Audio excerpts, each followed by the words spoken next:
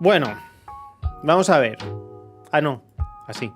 Esto es Proxy, ¿vale? Y Proxy está pensando. Cuando nosotros hablamos de pensar, tenemos esta metáfora imaginaria.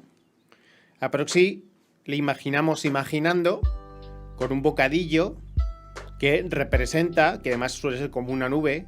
Cuando nosotros hablamos del interior de Proxy pensando, ese interior es evidentemente metafórico, pero es una metáfora imaginaria, porque nosotros sabemos que las cosas que ocurren en el pensamiento ocurren gracias a una actividad cerebral. Y el cerebro está dentro de la cabeza, y no vemos el cerebro. Y aunque sepamos que está ahí, sepamos cómo es, no lo vemos. Entonces, ese asomarnos al interior es una metáfora imaginaria. Bien, pues el interior está representado en bocadillos que tienen forma de nube, y que eso es el elemento aire de la poética mitológica de toda la vida. Entonces las ideas se representan con espadas, aire. ¿Os acordáis de aquello, verdad? Lo hemos contado como trillones de veces. Nosotros aquí, ¿qué planteamos en este canal? En este canal somos de una corriente que se llama, o que llamamos, o que, bueno, da igual, que es, porque es así, realismo cognitivo. Aunque nuestra ontología es materialista, llamamos realismo cognitivo. ¿Qué es realismo cognitivo? El realismo cognitivo dice que el mundo, el universo, el mundo con mayúsculas, lo que hay, lo que existe, es real. Tiene una sustancia propia, ¿vale? No hablamos de qué sustancia es, pero el realismo cognitivo postula que todo lo que ocurre en nuestro interior ocurre precisamente porque hay un exterior. Y lo que ocurre en nuestro interior es, de algún modo, un reflejo del exterior. O digamos que está vinculado. Hay una función de relación del interior con el exterior. Y esa función de relación, pues son las diferentes interpretaciones de en qué consiste la cognición. Hoy vamos a ver la que nosotros manejamos como siempre porque es la que nos interesa. Otras no solemos ver en este canal. Entonces el realismo cognitivo dice que la relación entre el interior y el exterior es una relación, parece una carita sonriente pero es una flecha. Es una relación de interpretación. Por eso nuestra teoría de la mente se encuadra en la semiótica. Es una teoría semiótica de la mente. Semiótica cognitiva. Esta semiótica cognitiva dice que el ser humano está, y la mente es parte del ser humano, en procedimientos alostáticos continuos. Procedimiento alostático, ¿qué es? Procedimiento que intenta todo el rato mantener un tipo de desequilibrio, mantener una diferencia entre estados e ir compensando, cambiando, para mantener ese estado de alteración. No tenéis por qué entender esto, no importa. Podéis buscar la diferencia entre homeostasis y alostasis. Esto es un estado alostático. Eso quiere decir que el cuerpo no, o sea, la mente, el interior de nuestro cuerpo, y por lo tanto la consecuencia del exterior de nuestro cuerpo que llamamos mente, esa consecuencia es un proceso continuo de reelaboración, de cambio continuo de un estado interno, ¿no? Y esa reelaboración continua de un estado interno sirve para estar en contacto o preparados para conectar con el exterior. Y ese estar preparados para conectar con el exterior le llamamos en actividad, en acción se llama. Entonces la enacción es el proceso por el que, o el proceso, el conjunto de procesos por los que el interior todo el rato es un estar preparado para el exterior. Y la función propia general del interior es estar preparado para el exterior. ¿Cómo llamamos al interior? Nosotros al interior lo referimos como conjunto de estados representacionales. O lo que hacemos pensar es representar. Todo pensamiento es representacional. No existe un hecho interno, ¿vale? Que a partir de ahora vamos a llamar noesis. No confundir con gnosis, con G. ¿Qué es la noesis? La noesis es el estado interno. El estado, el contenido mental. Contenido mental en un momento T, el tiempo que sea. Ahora, el contenido mental, que es, por ejemplo, está representado aquí con el simbolito de exclamación del muñequito que piensa. Eso es la noesis, lo que hay en el interior de la cabeza. Si es que ese algo se puede clasificar ontológicamente, pero que da igual. Porque eso no nos interesa tanto. O sea, nos interesa, pero no vamos a hablar de ello. Esa noesis es siempre una representación, o un conjunto de representaciones, o un esquema representacional. Y tiene forma de una gigantesca matriz. Eso también lo sabemos. ¿Por qué sabemos que se comporta como una matriz? Porque es una matriz. Es una matriz, es un gigantesco grafo de neuronas. Por lo tanto, es una matriz. La noesis, el estado interno, es un estado representacional y esas matrices de neuronas que tenemos en nuestro interior se dedican a representar el mundo exterior. También el mundo interior, pero bueno, se dedican a representar. A hacer mapas y mapas de mapas. Y esas representaciones son de 3 tipos. Son representaciones gramaticales, representaciones imaginarias, representaciones afectivas. Solo 3 tipos. No hay más de estos 3 tipos. A estos 3 tipos les llamamos tipos de clase. ¿Vale? Clase, tipos de noesis, clases noéticas.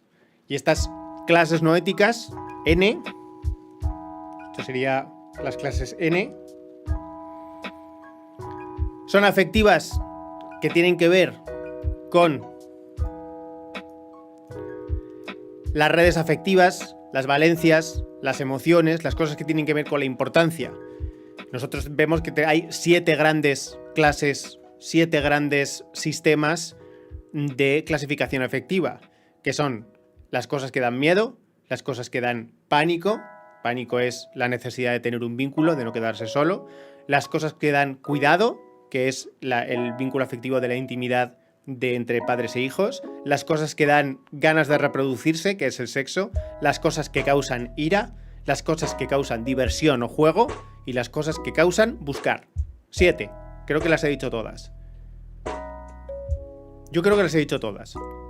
¿Qué es eso de las cosas que causan buscar? Las cosas o los estados, los entornos, lo que sea, que causa seguir buscando cosas. Buscar es el estado afectivo por defecto, entre comillas. ¡Hola, Musa! ¿Cómo estás? Un abrazo. Gracias por venir. Hay algo de orientación. El reflejo de orientación es precisamente lo que hace, llamamos reflejo de orientación al instinto por el que la mente humana se orienta a ese procedimiento alostático. O sea, si no fuera por el reflejo de orientación, la mente no sería un proceso alostático. Esto es un poco simplista decirlo así. El reflejo de orientación es el instinto por el que todo lo que percibimos pasa a ser valorado respecto a una expectativa anterior. Siempre estamos en expectativa. En expectativa, en expectativa, en expectativa. Entonces valoramos algo como conforme a esa expectativa consciente o inconsciente que tenemos. Nunca jamás estamos en estado neutro, siempre estamos esperando algo. Y ese estar esperando algo es el reflejo de orientación. Llamamos así reflejo de orientación. Que es, pues eso, todo lo que entra en nuestra mente, todo lo que sea un estado, una alarma, otro pensamiento, un recuerdo, un objeto, un color, una luz, todo es parte de una expectativa inconsciente. Y ese reflejo de orientación hace que todo lo que percibamos sea percibido para ser valorado. De hecho, es el motivo por el que si no hay estímulos suficientes nos aburrimos. ¿Vale? El aburrimiento es una señal de ansiedad, que el aburrimiento es una forma de ansiedad. En cierto sentido nos está llamando a que rellenemos el hueco, la necesidad de incertidumbre con incertidumbre. Porque nosotros necesitamos incertidumbre. Porque siempre vamos a estar hiperactivados en esa alostasis, en ese esperar, ¿vale? Bien. Insisto, distinguimos alostasis de homeostasis. No es una regulación para estar equilibrado al entorno. Al contrario, es una relación de desigualdad en el que nuestra mente intenta estar más alterada que el entorno, más expectante que el entorno. Por eso estamos alterados respecto al entorno. Intentamos mantener nuestro equilibrio interno y estar todo el rato en ese estado de activación. Y esos estados de activación fundamentales, basales, son los afectos. Bien, y esos que son sistemas cognitivos, neurobiológicos, que son los que conceden al mundo las importancias, conceden al mundo las valencias, conceden al mundo esto significa miedo, esto significa pánico, esto significa abandono, esto significa sexo, esto significa lo que sea. Esto significa bueno, esto significa ira, esto significa todo eso. Y la valencia siempre, siempre, siempre existe, siempre. Puede ser casi cero, ¿vale? O puede ser casi irrelevante, o irrelevante en cierto sentido, tal vez, o totalmente inconsciente, pero siempre hay una valencia. Porque aunque sea inconsciente, estamos en un estado de activación alostática. Dicen que es bueno aburrirse, dejar de depender de estímulos externos y divagar un poco. Sí, si consigues quitarte la ansiedad, efectivamente. Hay un circuito que se llama circuito de activación por defecto, o CAD, que es una masa cerebral que está funcionando todo el rato, todo el rato, todo el rato, y no tiene ninguna función directa en la generación de pensamientos, o sea, en la generación de noesis, salvo cuando el resto del cerebro no está haciendo cosas, que entonces sí que se nota esa activación, porque es el único lugar activado del cerebro. Y ese circuito de activación por defecto parece que es el responsable de que sea tan difícil meditar y de que sea tan difícil no pensar. Vale. Bueno, de lo representacional, que es puramente aire, ¿no? Ideas, noesis, de los estados representacionales, ¿hacia dónde nos orientamos? Hacia el exterior, ¿no? Porque es de donde tenemos que recibir información y, sobre todo, tenemos que responder al exterior. Esa respuesta al exterior se hace con un continuum que hay desde las reconstrucciones representacionales a lo que llamamos barreras somáticas. Esas barreras somáticas que son los sentidos: la vista, el gusto, el oído, el olfato, el equilibrio, el tacto, todo, los sentidos. El dolor, el placer, todo lo que sea cosas que notamos en el cuerpo. Eso está construido a base de receptores eferentes y aferentes neuronales que traducen tanto las sensaciones del exterior al cuerpo como las sensaciones del interior al cuerpo. La barrera somática, que está formada por todas aquellas neuronas que reciben y que también emiten información, es aquello con lo que interactuamos materialmente con el mundo. Nosotros podemos traducir los pensamientos a imagen gracias a que tenemos un intérprete cerebral, pero podemos traducir los afectos a emociones porque el cerebro nos transmite unos estados corporales que hacen que esa emoción sea más urgente, ¿no? Más importante. Entonces ese conjunto de afectos se puede convertir en emociones cuando los afectos se traducen somáticamente, es decir, corporalmente, en sensaciones. Igual que el exterior puede traducirse en tacto, se puede traducir en luz, se puede traducir en forma. Sin embargo, hoy, por ejemplo, en el imaginario ya hemos visto el afectivo, es decir, los afectos se traducen en emociones.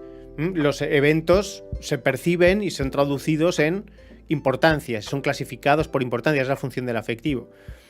Tanto clasificar el exterior como preparar al cuerpo para reaccionar a ese exterior.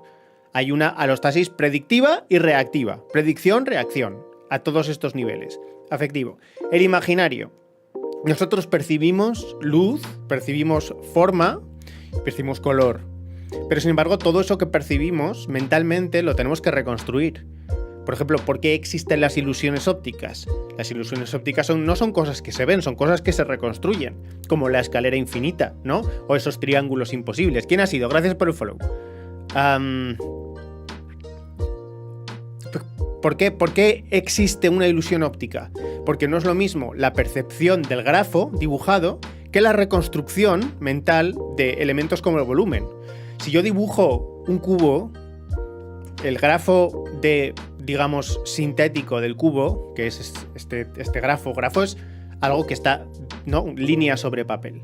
Un grafo de un cubo. Si dibujo un cuadrado, ustedes perciben un cuadrado. Si yo dibujo otro cuadrado, ya empiezan ustedes a percibir unos dos cuadrados intersecados, ¿no? Hola, Fatsman. Pero si hago así, ya definitivamente van ustedes a interpretar un cuadrado. O sea, un cubo. Pero aquí no hay un cubo. Aquí hay unas líneas sobre un papel. Y sin embargo, su mente está interpretando cubos. Esa reconstrucción del volumen es la diferencia entre la reconstrucción cognitiva de la imagen y la percepción de la imagen. Percibir líneas sobre fondo negro es una cosa, reconstruir mentalmente un cubo es otra cosa. Bueno, pues a todas esas funciones que tienen que ver con el volumen, la percepción, el color, la forma sobre el fondo, véanse el directo del imaginario de Proxy. Todo eso le llamamos componente afectiva. Componente afectiva de la matriz noética, o sea, componente ADN, para arreglarnos. Luego repasaremos lo de las fórmulas. Fachman dice, ¿es posible aprehender los afectos sin sentir los sentimientos? Sí, porque instintivamente se reconocen. No hace falta tener emociones y sentimientos para comprender un afecto. Te voy a poner un ejemplo. Por ejemplo, la sensación de cuando algo te extraña, tú no la percibes como una emoción, tú la percibes como un afecto que no tiene traducción corporal. Que, por ejemplo, yo te diga, ese coche es azules, dices, ¿qué? Esa extrañeza es un afecto, pero no tiene emoción.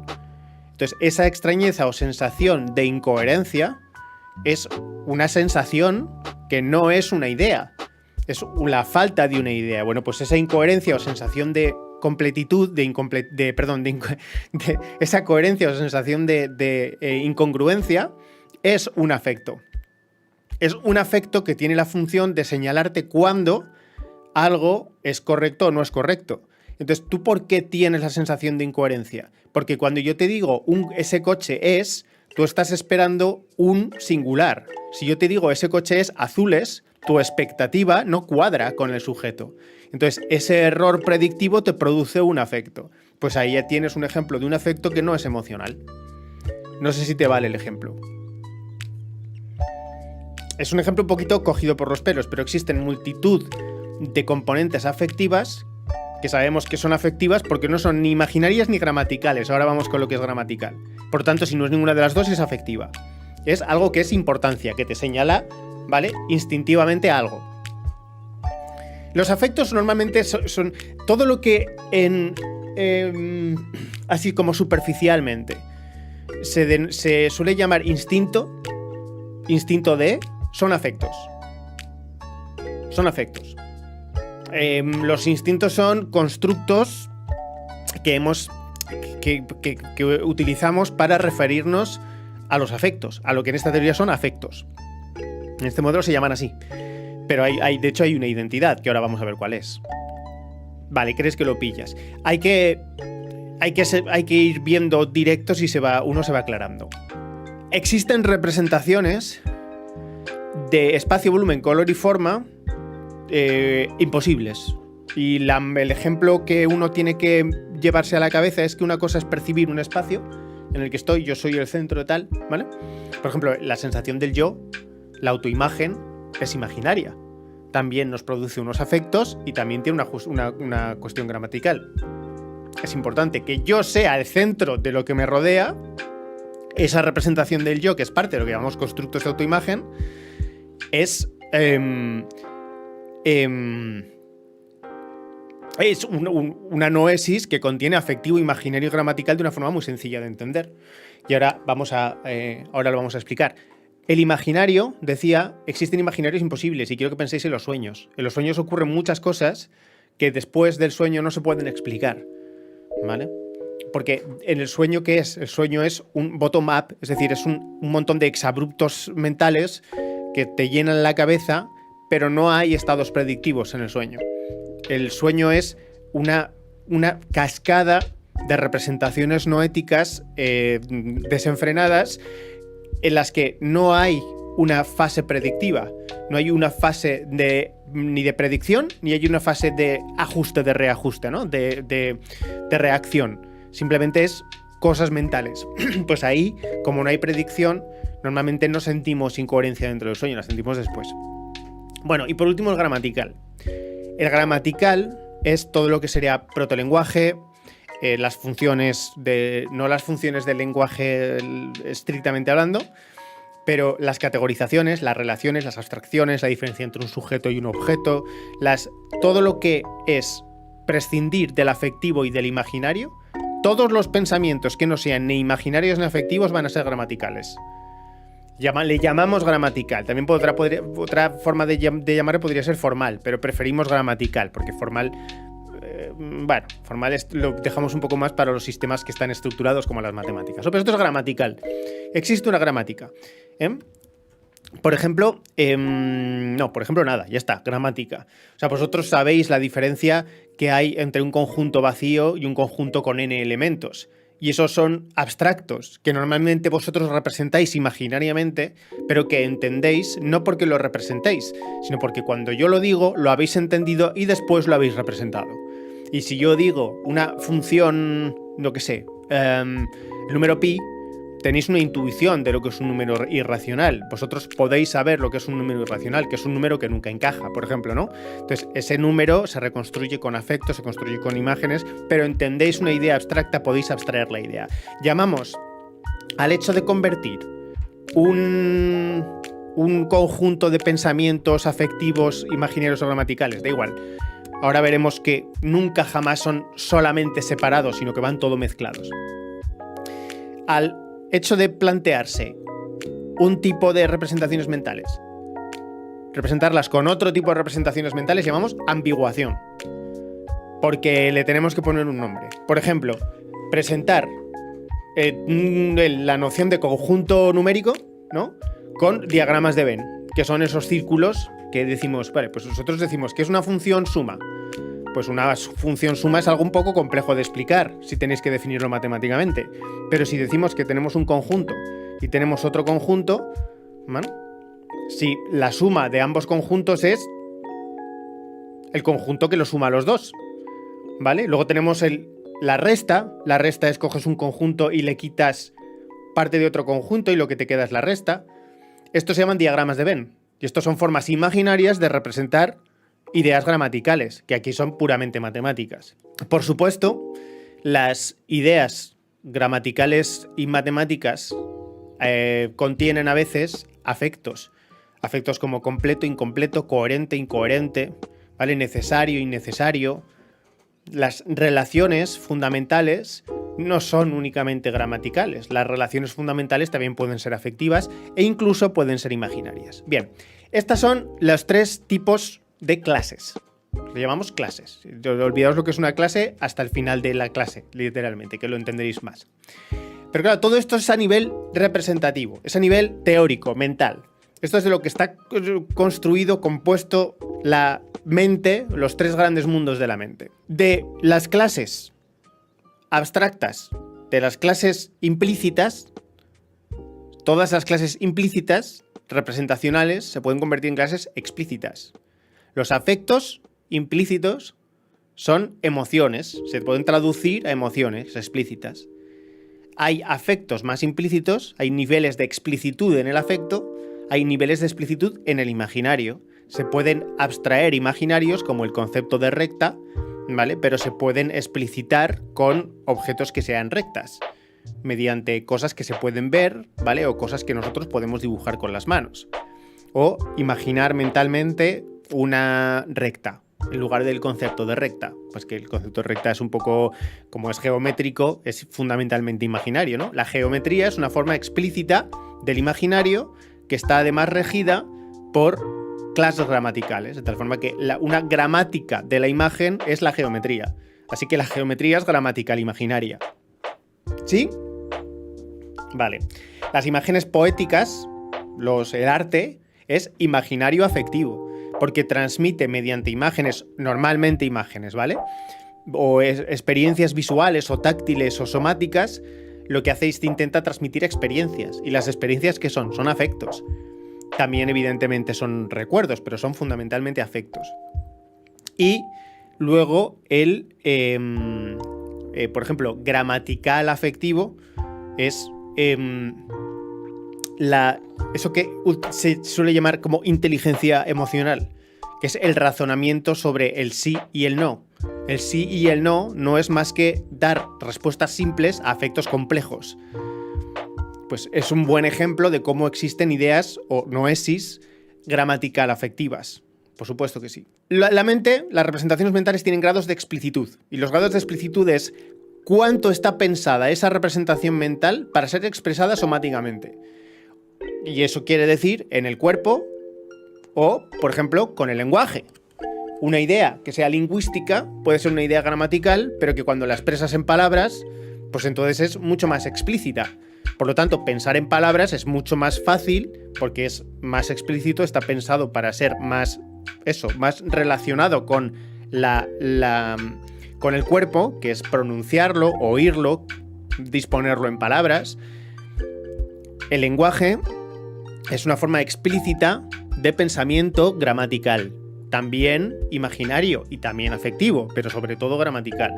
La gramática más explícita posible son los sistemas formales, el lenguaje, las matemáticas, los sistemas gráficos, todo eso es explícitos gramaticales, ¿vale? El sonido somático. El sonido es una percepción somática. Entonces, cuando nosotros oímos sonido, el sonido nos suele referir... nosotros oímos sonido, primero, filogenéticamente, es decir, el motivo por el que nosotros oímos cosas es para saber dónde están. Y por lo tanto es para posicionarnos respecto a ellas. Ya está. Eso es digamos, primeramente, por qué percibimos el sonido. Luego percibimos diferentes tipos de sonido para aprender a clasificar las cosas que oímos, no solamente dónde están, es decir, imaginario, ¿no? En qué posición en el espacio, sino lo cerca que están de nosotros y sobre todo si son buenas o malas, si son conocidas o no conocidas, si nos tienen que provocar alerta o paz, si nos tienen que proporcionar sensación de sensualidad o de diversión. Lo que el sonido nos ha evolucionado para ser es una señal primero imaginaria y después afectiva, ¿vale? No es lo normal, porque ahora como vamos a ver, bueno, esto es difícil de explicar, pero vais a tener que creer un poco. Ese es el nivel de explicitud. Bien, estos son los tres tipos de clases. Tres tipos de clases más implícitas a más explícitas. Pueden ser... Cada pensamiento tiene una combinación de estas tres cosas, todos los estados mentales son una combinación de estas tres cosas, más o menos explícitas, más o menos relacionadas con el exterior o con la sensación somática, o más abstractas, que es más implícitas, y eso es más inconscientes. Por lo tanto, consciente en esta teoría y el consciente y el inconsciente no existen en el sentido de que no les llamamos así, sino que nos referimos al consciente como aquello que es fácil de explicitar, como por ejemplo pensar en palabras, o visualizar cosas, o percibir cosas con los sentidos de forma inmediata, y llamamos implícito al inconsciente, todas aquellas cosas que están ocurriendo pero que no tienen una forma, que no están ocupando nuestro córtex frontal, prefrontal, no están ocupando un espacio con el que nosotros estemos trabajando, y sin embargo están ocurriendo. Y ocurren y hacen que nuestro cuerpo y nuestra mente reaccionen al exterior con esas reglas, con esa imagen, con ese afecto, con esa gramática. Nosotros sabemos, ¿vale?, la diferencia entre un objeto, un sujeto y un verbo, una acción, lo sabemos. Y no estamos todo el rato mentalizándola, no estamos todo el rato representándola conscientemente, sino que actuamos instintivamente, ¿no?, bueno, ganglios basales cerebelocórtex, instintivamente actuamos como si supiéramos dónde están las cosas. Nuestro imaginario hace que podamos caminar por el mundo sin perdernos. Y eso es un imaginario inconsciente. Nuestro afecto nos dice cuál es el tono general de la actitud que tenemos en la vida.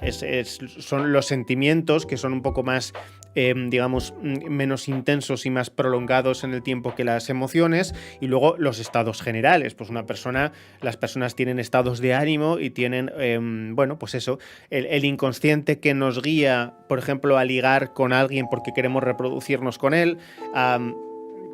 Son mecánicas que rigen conductas y son mecánicas implícitas. Implícitas significa que no las estamos mentalizando explícitamente todo el rato, no estamos siendo metaconscientes de eso, no estamos, como llamamos aquí, meta-representando. Entonces esos son niveles de explicitud, así que más explícito, más consciente, más implícito, más inconsciente.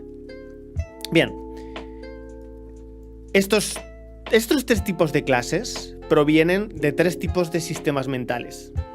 Y estos tres tipos de sistemas mentales, en este cuadro sintético, que espero que se vea bien, a ver... Sí, aquí. Este esquema sintético, que os he puesto aquí, antes esto se llamaban memorias. Nosotros rechazamos el constructo de memoria porque el realismo cognitivo pretende que los conceptos que tenemos sobre la mente humana no deben o no deberían ser metafóricos. Es decir, no deben intentar expresar cosas de forma metafórica. La memoria intenta expresar que en el interior existe algo como un almacén. Y eso no es verdad. Por lo tanto, rechazamos la idea de memoria y hablamos aquí, si acaso, de patrones con probabilidad de repetición. Eso es, la memoria no existe porque no hay un almacén estricto de las cosas. No existe eso. Existen partes de la mente que son más susceptibles de repetición que otras.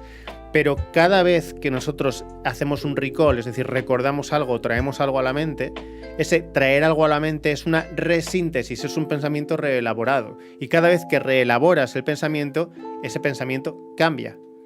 Por lo tanto, no hay ninguna no hay ninguna memoria que sea idéntica al momento en el que se generó. Ergo, la memoria estrictamente no existe, pues es modificada con su mismo uso. Es parte de la gigantesca matriz mental de estados que va continuamente transicionando. Bien, gracias por esos follows que me estáis dando, os lo agradezco de corazón. Tengo un Patreon, así que si alguno de vosotros es rico, que sepa que ahora estoy haciendo esto para vivir. Bien.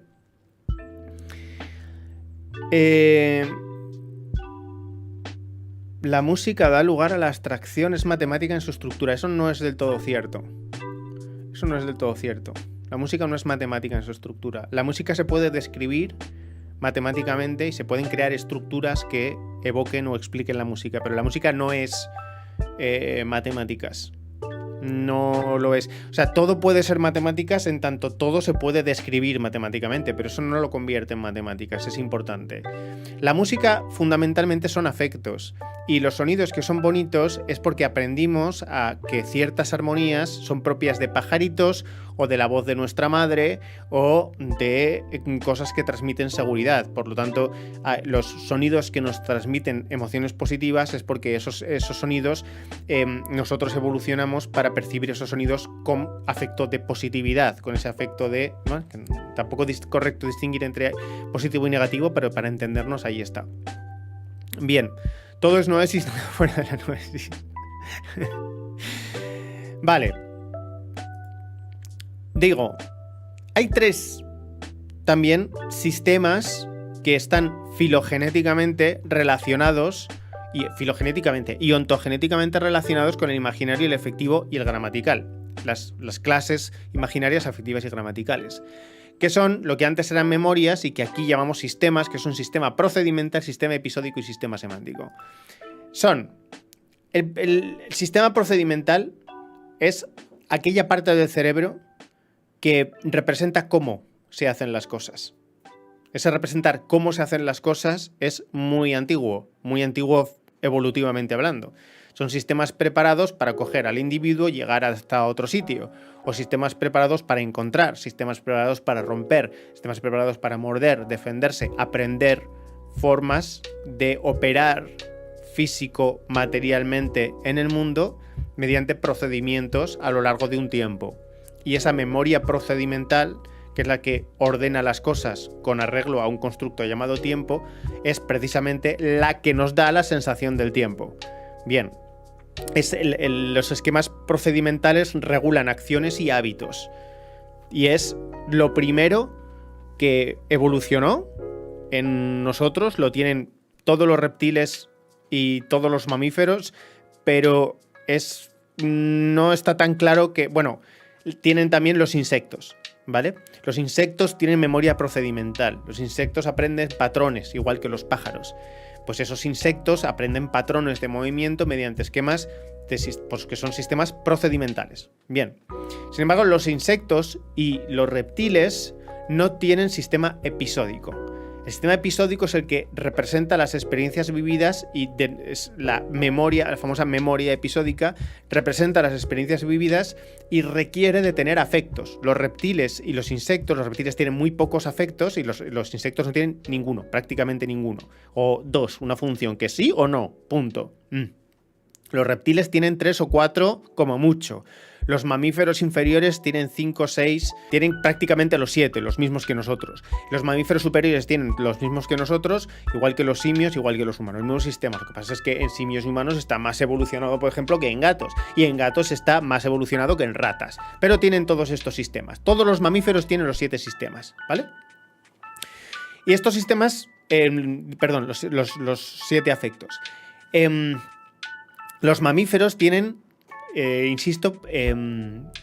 sistemas episódicos. Y el sistema episódico, como estaba diciendo, sirve para representar experiencias vividas. Y es el sistema que te permite convertir el procedimiento de yo en un entorno en yo en un entorno con una valencia, para aprender que ese entorno significa cosas.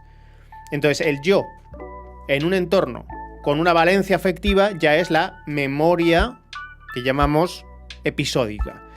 Insisto que no es correcto que sea memoria, pero eso es el sistema episódico.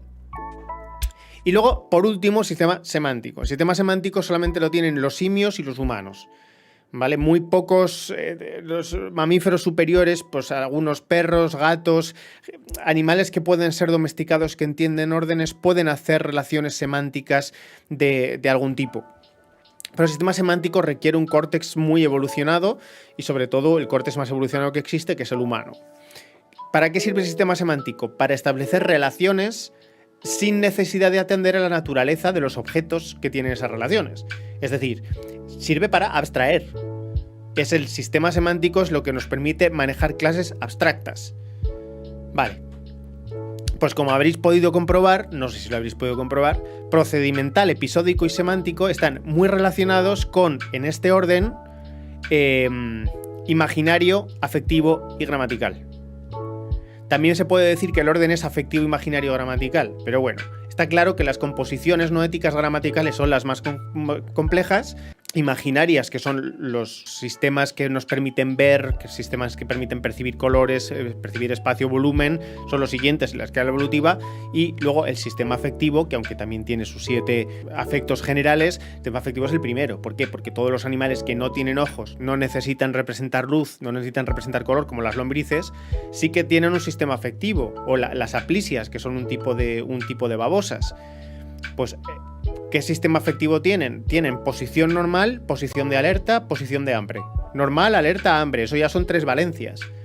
Que es que cuando el entorno cambia, yo me dispongo a orientarme para que el entorno me comporte de otra forma diferente. Y entonces ese reflejo de orientación despierta sistemas afectivos. Afectivos en el sentido de que interpretan el ambiente para convertirse todos ellos, ¿no? Para asumir una actitud. Y esa asunción de actitud es afectiva. Y son animales que no perciben la luz, no perciben el volumen, apenas tienen tacto, el tacto simplemente tocan el contacto, ¿no? Pero no representan volumen, no representan espacio, solamente el tacto que es adelante, ¿no? Son prácticamente como un robot, como una rumba. O sea, las babosas, este tipo de babosas simples, son como una rumba. Un robot rumba de los que barren el suelo, aspiran el suelo. Pues eso es un sistema afectivo fundamental. Sí, no, bueno, malo. Y cambio de dirección, como el imbécil perfecto. Bueno, pues los imbéciles perfectos pueden ser moluscos, pueden ser nematodos. Todos esos imbéciles tienen sistemas afectivos y no tienen sistemas imaginarios ni sistemas gramaticales. Bueno, pues los sistemas procedimentales son fundamentalmente afectivos. Los sistemas episódicos son fundamentalmente imaginarios y los sistemas semánticos son fundamentalmente gramaticales, aunque hay confusión en esos 3 ejes. Esto significa que estos ejes se pueden disponer así: gramatical, imaginario, afectivo en una dirección y en el segundo eje procedimental, episódico y semántico, ¿vale? Y ontogenéticamente también pasa. En el cuerpo humano los sistemas se generan con cierta recapitulación de esa filogenia. No absoluta, pero hay cierta recapitulación, como es evidente. O sea, lo primero que se forman son los ganglios basales, después se forman, ¿vale? Y así luego los ojos, el sistema perceptivo. El feto se va creando conforme a esta estructura de dentro hacia afuera y por lo tanto de más simple a más complejo. Entonces se puede ver cómo en cierto sentido, no absoluto, esa ontogenia, esa generación de ese crecimiento del feto recapitula cierta filogenia, cierta historia. al menos no sé si una historia evolutiva, pero desde luego una historia de la importancia de este tipo de sistemas, ¿no? que son de más simple a más complejo, como de dentro hacia afuera, pues eso, desde luego que sí, que lo recapitula.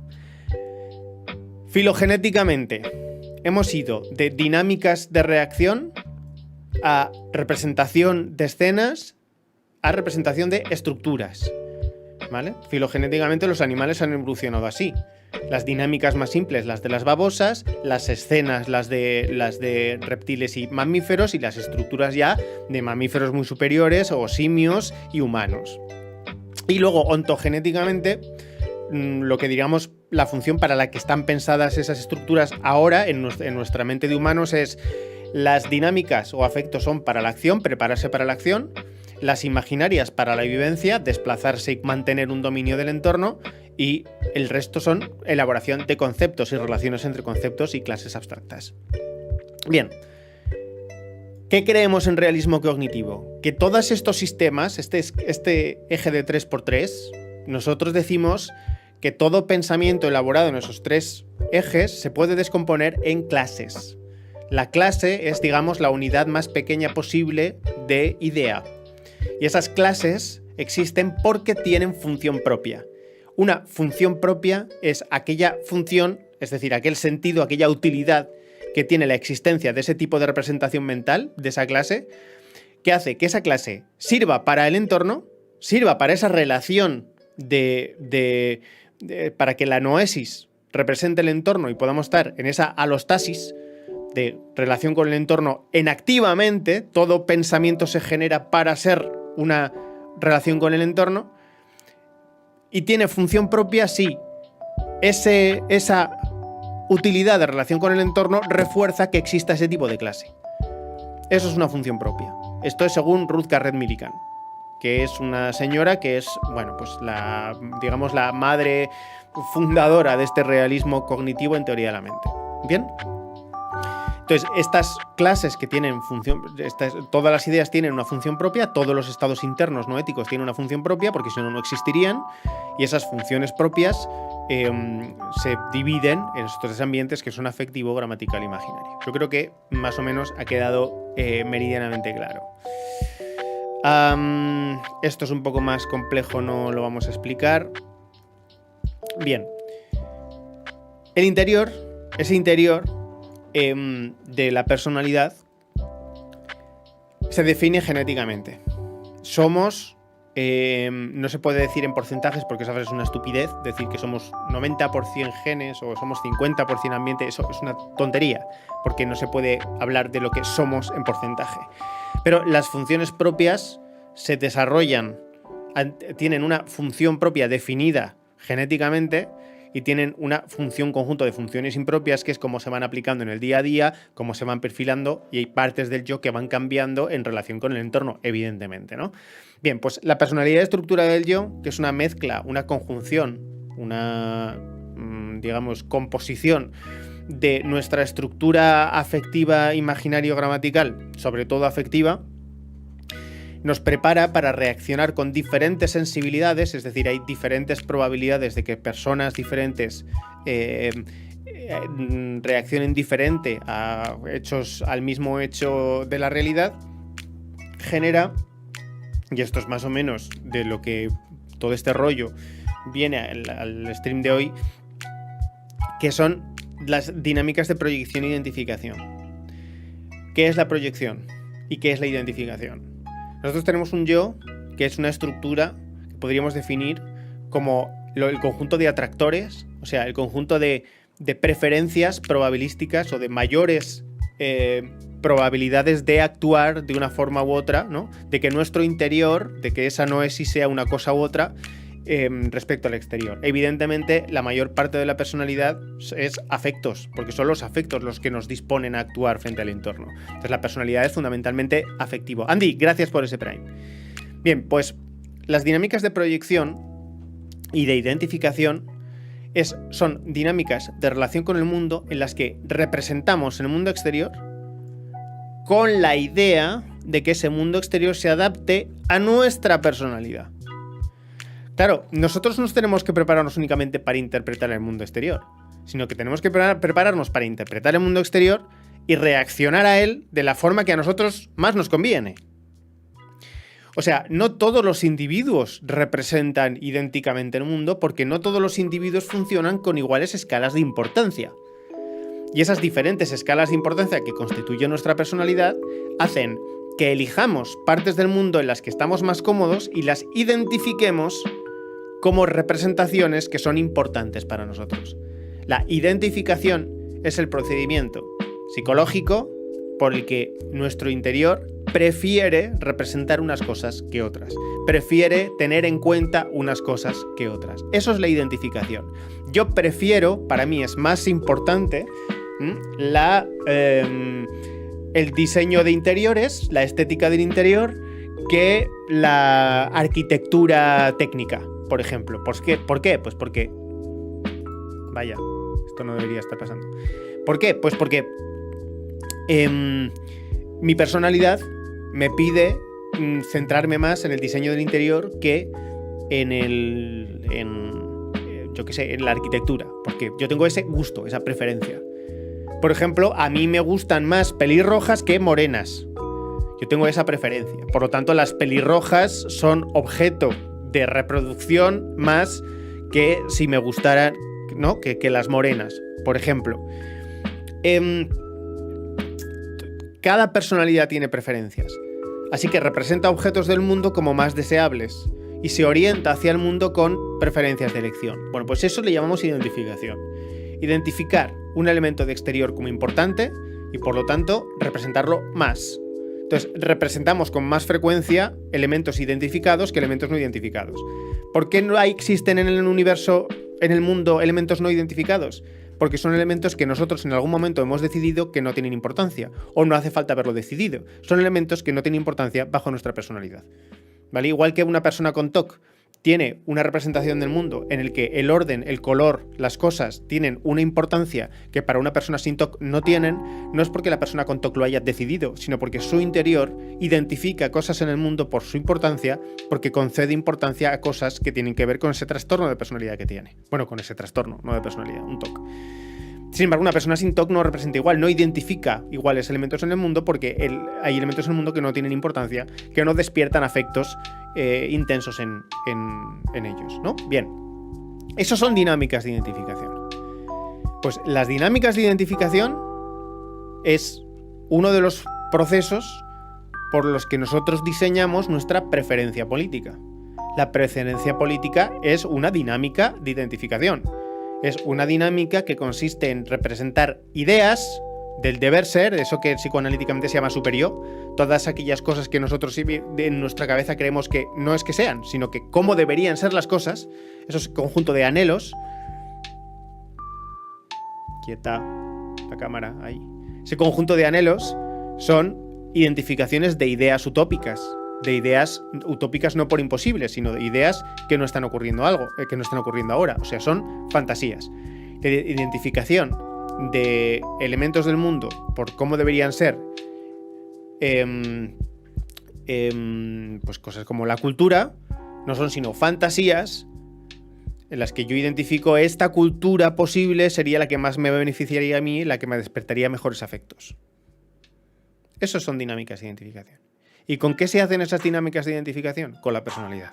Por lo tanto, la elección política, la preferencia por unas ideas poéticas u otras, como la idea de democracia, la idea de dictadura, la idea de orden, la idea de desorden, la idea de anarquía, la idea de... Todas esas ideas fuerza que se llama nosotros llamamos ideas poéticas, que son fantasías, creaciones, representaciones mentales sobre el mundo que están pensadas para ser lo mejor para nuestros afectos como individuos que tenemos una personalidad y una historia.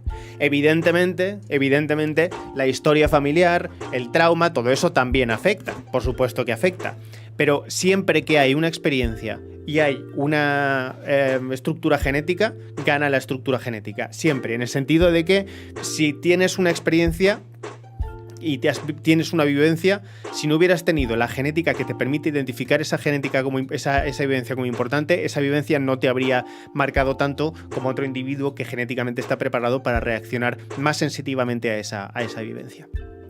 Entonces, aunque ambiente y entorno influyen, sin los genes no hay marca de entorno.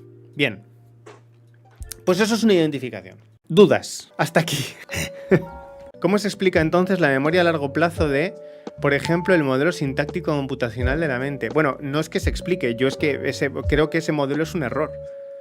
Porque la mente no es un ordenador, ni es como un ordenador. Eso es una metáfora errónea. Y el realismo cognitivo no solamente rechaza ideas por metafóricas, sino que específicamente la idea de que la mente es un ordenador es un error garrafal, porque no se parece en nada a un ordenador, pero en nada.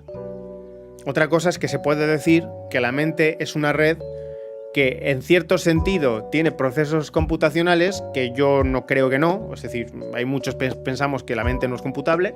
Ese modelo es rechazado de pleno por un realismo cognitivo, de pleno.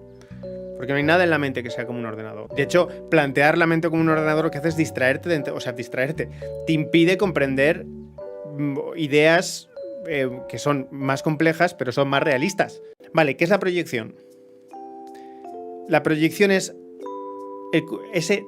esa dinámica cognitiva por el hecho de tener una representación mental A, esa matriz de estados que tendrá una componente imaginaria, otra gramatical y otra afectiva, la que sea, el estado interno, la gigantesca matriz que tenemos en nuestro interior que representa nuestra noesis al completo,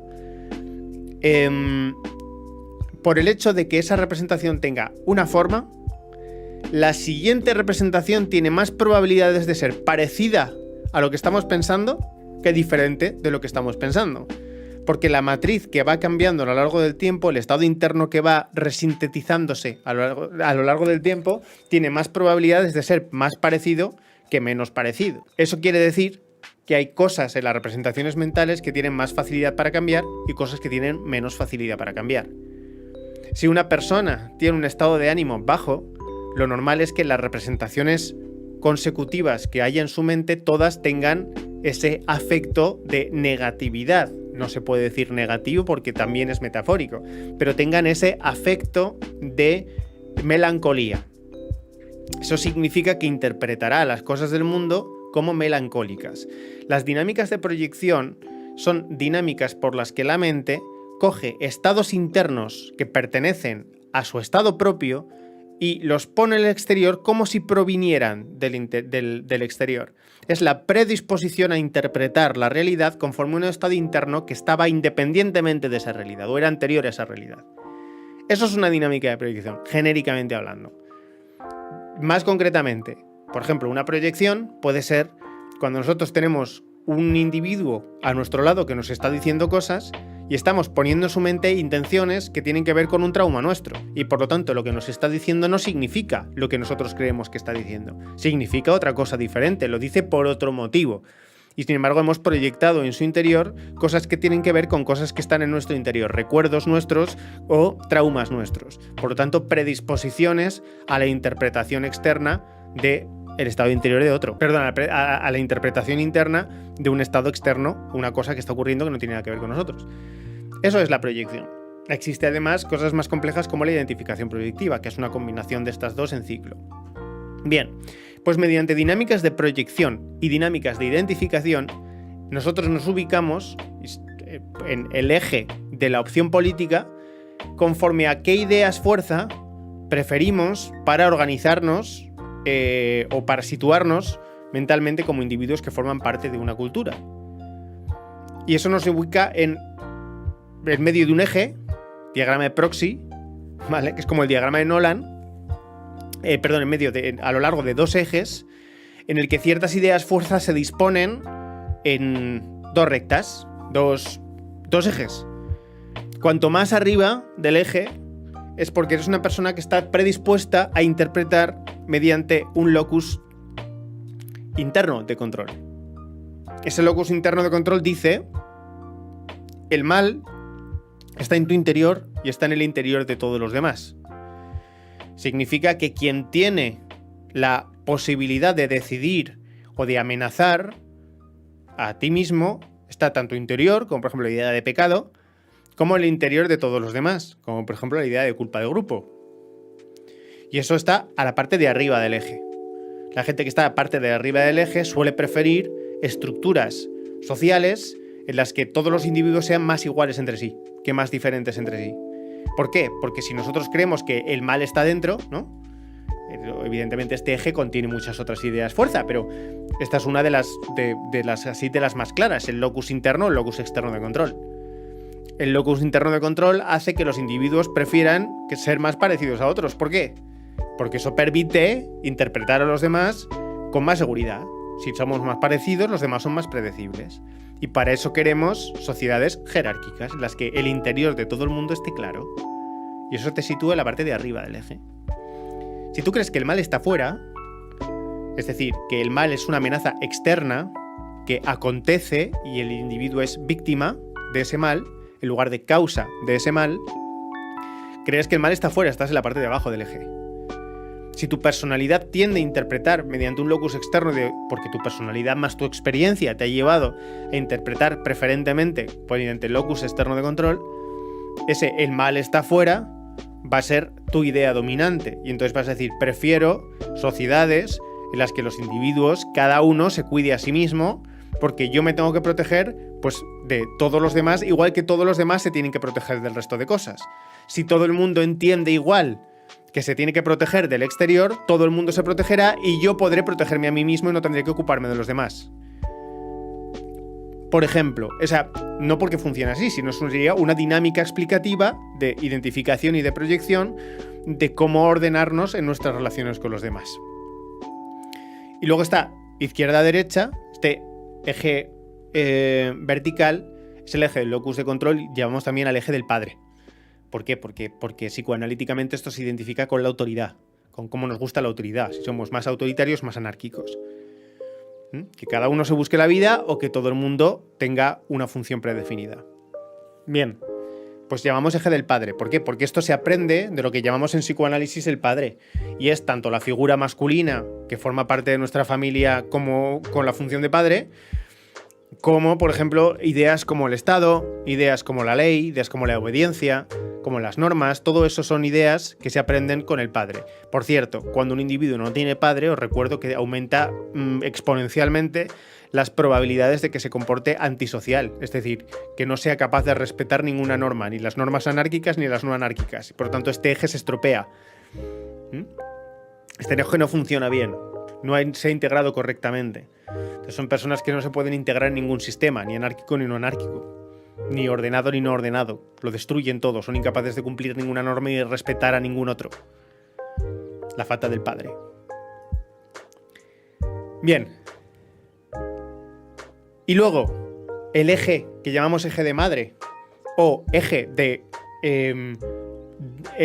reconstrucción de ideas, que es, representamos el mundo como si la verdad estuviera en las cosas o como si la verdad estuviera en nuestro interior, en nuestra conciencia. ¿Creemos que la verdad es una cosa que trasciende el todo o la verdad es una cosa que se tiene que experimentar físicamente, materialmente, racionalmente? Eso te sitúa en el eje horizontal y es el eje madre. Es el eje de cómo construyes las ideas de verdad, cómo buscas la verdad, cómo buscas la seguridad, porque verdad es una idea filosófica, pero que proviene del afecto de la seguridad, proviene del afecto de sentirte seguro con algo, que sabes que está ahí, que sabes que no se va a ir. Eso, de ahí proviene, de ese afecto del cuidado, es de donde proviene la idea de verdad, de estar seguro con respecto a cosas, estar seguro con respecto a ideas, con respecto a conceptos, etc. Bien, pues si la verdad está en el interior y depende de la conciencia, entonces te sitúas a la derecha y normalmente respetas ideas que sean sencillas y que dependan de la interpretación afectiva. Por ejemplo, unas pocas ideas morales que son propias de la derecha, tanto de liberales como de conservadores. Unas pocas ideas sencillas que representen los máximos valores posibles. Bien, como por ejemplo, pues eso, la libertad, el orden, la seguridad, o Dios, o la moral, o la familia, o ideas que tienen que ver con los afectos internos, pero que no son demasiado complejas, porque en realidad se interpretan, pues eso, desde el punto de vista más subjetivo, ¿no? Más de vivencia, más vivencial. Entonces estás a la derecha en el eje maternal. Y eso significa que has tenido, bueno, un tipo de experiencia de madre o estabas predispuesto a un tipo de... Tienes unos tipos de genes maternos, ¿vale? Y luego la verdad está fuera. La verdad está fuera quiere decir que nuestro interior es irrelevante, nuestros afectos son más irrelevantes, por lo tanto hay que fijarse en las cosas. Esa especie de presunta objetividad, que no es una objetividad, sino una forma de construir ideas diciendo que el sistema que nos detalle la verdad tiene que ser explícito, se tiene que poder explicar, y lo importante de ese sistema es la coherencia interna del sistema y que el sistema sea lo más amplio posible. Por eso la izquierda tiende tanto a la filosofía, ¿vale? A la sistematización, a las doctrinas políticas. La derecha tiene doctrinas políticas mucho más simples, las de la izquierda son mucho más complejas. Cada uno de los dos sistemas tiene sus ventajas para el yo. Políticamente eso yo no me voy a meter, yo tengo mis ideas y creo que de las ideas que yo prefiero, pues algunas son más susceptibles de funcionar y otras no. Pero aquí en este mapa ningún tipo de yo es más... Bueno, esto no es correcto. Iba a decir que ningún tipo de individuo es más eutáxico que otro. Eso no es cierto. Pero yo creo que esa es harina de otro costal y película para otro día. Pero pues, no todas las personalidades son igual de eutáxicas. Es decir, no todas las personalidades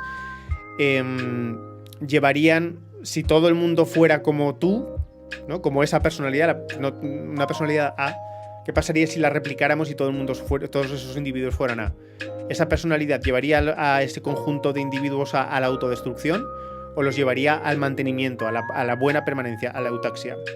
Pues hay personalidades más eutáxicas que otras, que son más distáxicas. La personalidad antisocial es completamente distáxica porque ahí gana el más fuerte, y el más fuerte siempre va a ser uno, y uno no puede vivir solo, así que se morirá. Entonces la personalidad antisocial es distáxica. Sin embargo, la personalidad cordial es eutáxica. Y seguiremos hablando de esto un poquito más el jueves.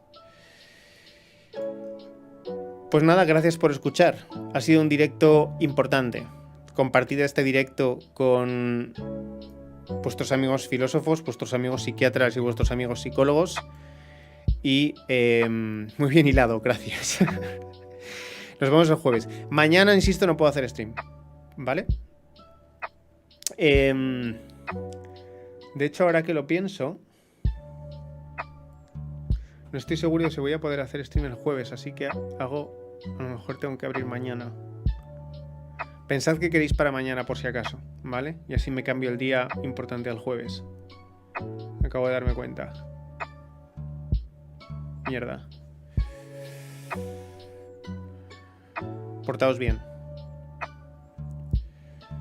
Por favor, dad like y compartir el directo y todo eso. Cada vez explicas mejor este tema. Bueno, de eso se trata. Coño, para eso me pagáis, literal.